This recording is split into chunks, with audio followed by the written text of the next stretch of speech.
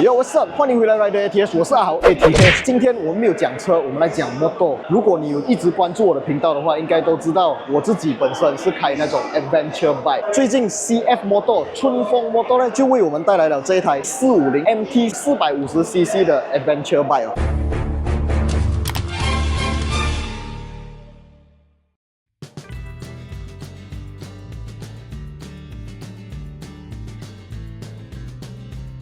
这一台摩托我们可以在外观上面看到，它是非常帅气，然后也会比较高的一个姿态哦。为什么呢？因为这种摩托是用来走 off-road 的越野摩托，当然平时公路上使用也是没有问题啦。动力方面呢，它是搭载一个450cc 水冷的引擎，一般上的 B2 来生就没有办法开这一台摩托，所以要考 B4 来生。如果错过之前我分享怎样进行拿这个 B4 来生的影片的话，都可以点击影片右上角过去看一下。那我们现在在它的正前方可以看到它的车头灯呢是分上下两段式的全 LED 的车头大灯，然后这一条是它的 DRL， 很好看，贯穿在两颗车灯的中间。上面这边有一个 windshield 是可以做到手动调整，它的 windshield 的调整方式呢是只需要把旁边这两个旋钮这样子往上就可以移动，所以你可以根据你自己的行车习惯来做到调整啊。这个 windshield 你不要看它调整一点点啊，我们在高速行驶的时候，那个撞风啊是会因为你的这个 windshield 调整高一点点，你在开车的时候就不需要顶风顶到这样辛苦。然后这一台摩托呢，它是有两个配色，一个是灰色，还有一台是蓝色。它的蓝色是比我的 Subaru BRZ 的那个蓝来的浅一点。我个人呢会比较喜欢这个配色，就是灰色，然后有这种荧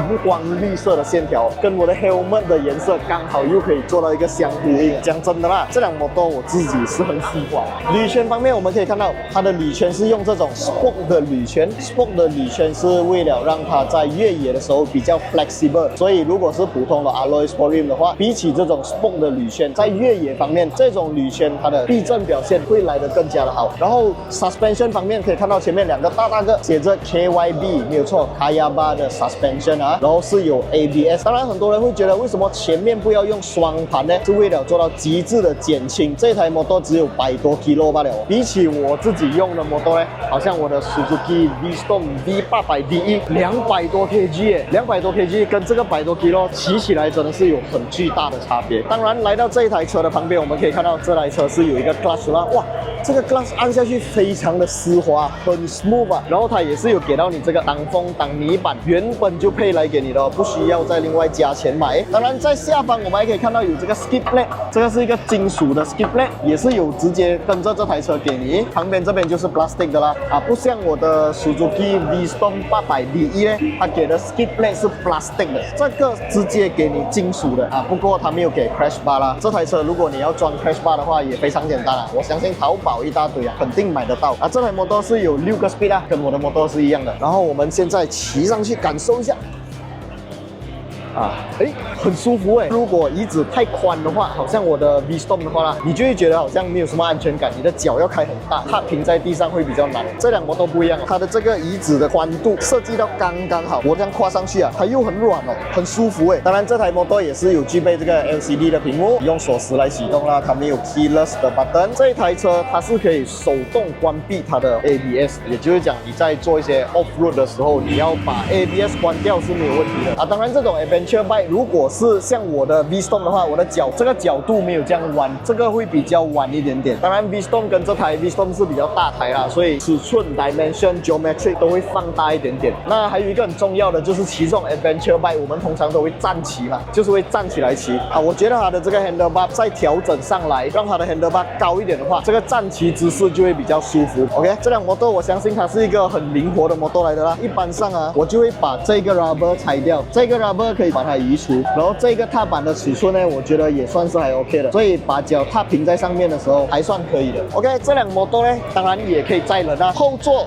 坐起来，会比较高啊，好像坐在 Hilux 的感觉。如果前面有一个司机，哇，这样抱住那个腰会辛苦啊，感觉整个坐起来会很舒服、很舒适。当然，这种摩托长途骑行也是绝对没有问题的。当然，它是一个双缸引擎，长途驾驶、长途骑行的话，它也比单缸引擎的摩托更加没有那么震震动。那回到它的前面主驾座，整体表现我个人都很喜欢，尤其是这个可以手动调节的，好像我的 V-Storm 就没有啊，我的 V-Storm 还要开螺丝啊，这个就方便很多。那你们觉得这台摩托怎么样呢？它的售价真的不会很贵，只需要马币28,888块就可以买到这一台摩托了。我真的觉得很想买一台，这辆摩托会不会是我的下一台摩托呢？大家可以拭目以待。那我们来看一下这辆摩托还有什么良心配置，看到吗？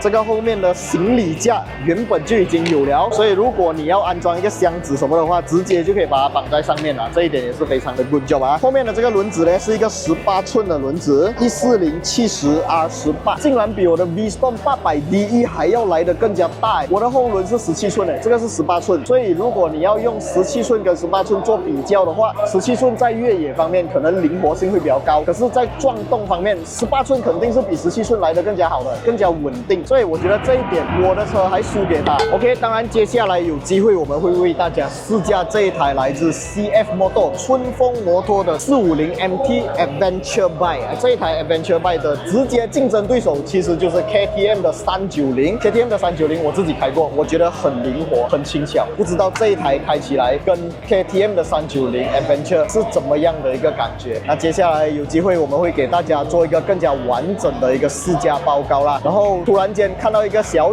细节啊，挡风镜后面有这一支这个东西啊，是给你用来绑上你的手机的这个架子的位置来的，所以这一个细节春风摩托的有做到，真的很好。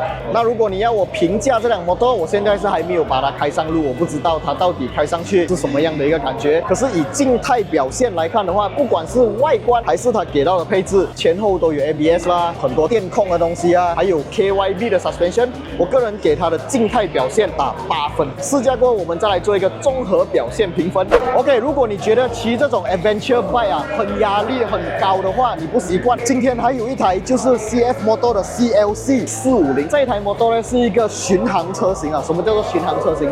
就是让你开起来长途巡航的时候非常舒服的一款车型哦。这一台摩托你看我坐上去啊，2只脚踏平还不要紧，整个膝盖还可以弯曲啊，所以就是很多比较不敢骑大摩托、不敢骑重型机车的朋友，选择这种巡航摩托的话呢，驾起来会更加的舒服，更加有安全感。那这一台摩托的造型会比较复古一点点啊，当然它的 meter 也是圆的，虽然讲是圆圆这样，可是它不是普通的那种指针 meter， 它是电子指针 meter， 里面也是有很多很重要的资讯可以显示出来。当然这一台摩托呢，平时你坐在上面的坐姿，觉得好像哈利·戴维森的那种坐姿这样子。这台摩托呢，有一个跟哈利·戴维森一样的优点，就是它是用皮带传动的。皮带传动的好处就是它会减少摩托的噪音，还有它的传动系数会比较好。你在加速的时候啊，它会来得更加 smooth， 更加顺畅。所以这一台摩托呢，以25,888块的价钱就可以买到了，我真的觉得没有的好嫌弃啊！而且它真的很漂亮，你不觉得吗？整个造型，戴上一个比较复古的帽子，骑这台摩托出去，载一个美眉，哇！我真的觉得这辆摩托太帅了。那接下来我们有机会，不只是会为大家带来 MT450跟这一台摩托的详细试驾报告，我们以后也会为大家讲解更多关于这一种重型摩托，当然也包括一些甲载摩托的详细内容。喜欢我们的影片，不要忘记订阅、按赞，还有分享出去，小铃铛要跟它嘟下去。我是阿豪 ATS， 我们下一部影片再见啦